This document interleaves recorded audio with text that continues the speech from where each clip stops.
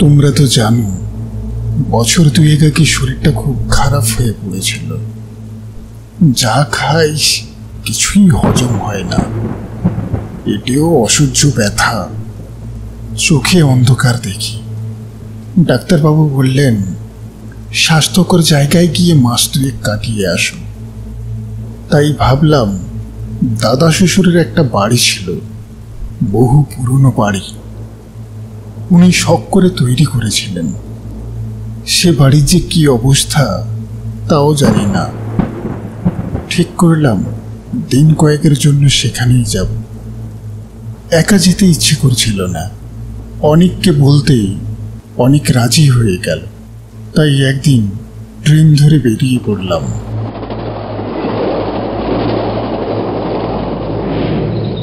যখন স্টেশনে পৌঁছালাম তখন চারিদিকে ঝড় বৃষ্টি শুরু। দেখলাম প্রকাণ্ড একটা বাড়ি। বাড়িটার মধ্যে টিমটিম করে চারিদিকে আলো জ্বলছে। যতটা জরাজীর্ণ ভেবেছিলাম অবস্থা ততটা নয়, বেশ রাজকীয় বাড়ি। আগেকার দিনের মজবুত মশালার গাঁথনি। এই ঝড় বৃষ্টির মধ্যে আর বাইরে দাঁড়িয়ে থাকতে ইচ্ছে করছিল না। বাড়ির মধ্যে ঢুকলাম।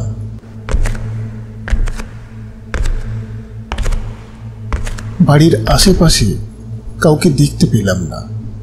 একটা ঘরের মধ্যে ঢুকতে যাব, হঠাৎ সেলাম সাহেব।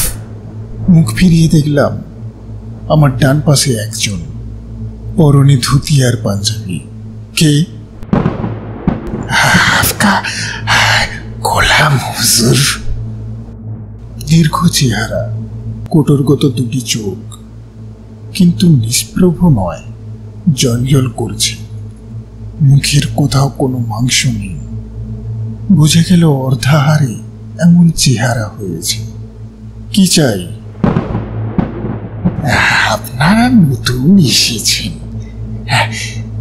কিছুদিন কি এখানে থাকবেন? হ্যাঁ, সেরকমই ইচ্ছে। এই আমার দাদুর বাড়ি, বহুদিন আসা হয়নি। নিশ্চয়ই থাকবেন সাহেব, থাকবেন। যে কদিন থাকবেন এই গোলাম পাহারা দেবে। হাজার হোক আপনাদের পক্ষে বিদেশ বেরোই। ভালোই হলো, একটা পাহারাদার থাকলে আমরা নিশ্চিত। বিদেশে যখন এসেছি, চুপচাপ বাড়িতে তো আর বসে থাকবো না, ঘুরে ঘুরে বেড়াবো। তোমার নাম কি? আমার নাম আব্দুল।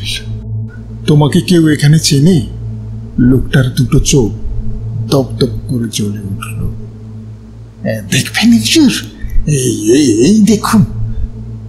আধ ময়লা পাঞ্জাবির মধ্য থেকে আব্দুল প্রায় শতছিন্ন গোটা কয়েক কাগজ বের করল। কাগজগুলো হলদে হয়ে গেছে। গোটা তিনেক অভিজ্ঞানপত্র, বড় বড় লোকের লেখা। আব্দুলের মতন বিশ্বাসী, কর্তব্যপরায়ণ সৎ লোক দুর্লভ। ঠিক আছে, তোমাকে রাখবো। কত দিতে হবে বলো? আমি একলা মানুষ, যা দেবেন তাতেই রাজি। আব্দুল রয়ে গেল। দিন তিনি খুব ভালোভাবে কাটলো। বেরিয়ে যখন ফিরতাম দেখতাম দরজার পাশে আব্দুল খাড়া হয়ে দাঁড়িয়ে আছে, সজাগ প্রহরী। আমাদের দেখলে কপালে হাত ঠুকে সেলাম করত। মাঝরাতে ঘুম ভেঙে গেলে শুনতে পেতাম খটখট জুতোর শব্দ। বাইরে আব্দুল পাহারা দিচ্ছে। কিন্তু 3 দিন পর রাত্রে ক্লান্ত হয়ে ঘুমোচ্ছি, হঠাৎ আমার খাটটা যেন নড়ে উঠল। চমকে খাটের উপরে উঠে বসলাম। ভাবলাম নির্ঘাত ভূমিকম্প। দেখলাম আমার খাটটা হাত 10 সরে এসেছে। ভূমিকম্পে তো এমন হওয়ার কথা নয়। গলা দিয়ে স্বর বের হচ্ছিল না। কোনো রকমে চাপা গলায় নিখিলকে ডাকলাম। নিখিল, নিখিল, কি কি কি হলো?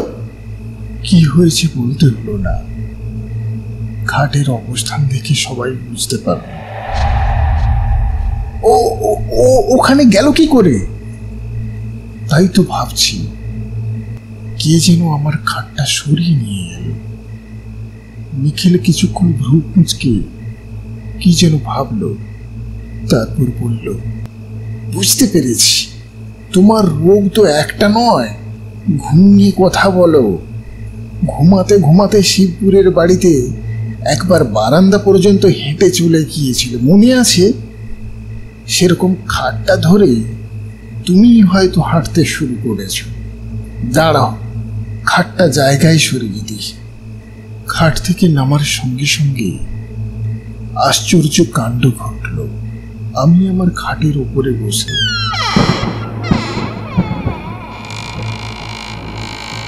সরসর করে খাটটা সরে পুরনো জায়গায় চলে গেল। অন্ধকারে শুধু আমার একটা আর্তনাদ শোনা গেল।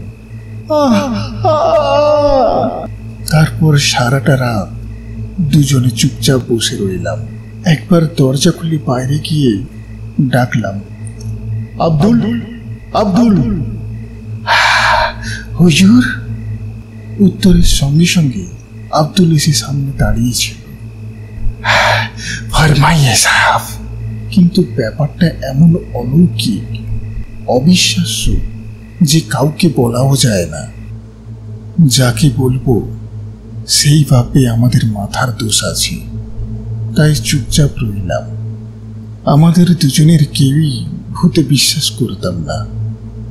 ভূতের কথা গল্পে পড়েছি, কিন্তু এমন অভিজ্ঞতা কখনো হয়নি। রাতের ব্যাপারটা আমাদের দুজনকেই রীতিমতো ভাবিয়ে তুলল। প্রথমে ধারণা হয়েছিল খাটটা আমিই সরিয়েছি, কিন্তু চোখের সামনে খাটটা আবার সরে আসতে দেখে কিছু বুঝে উঠতে পারছিলাম না। দিন 15 নির্বিবাদে কাটল, কোনো উপদ্রব নেই। একসময় আমার নিজের মনে হলো সব ব্যাপারটাই হয়তো মনের ভুল।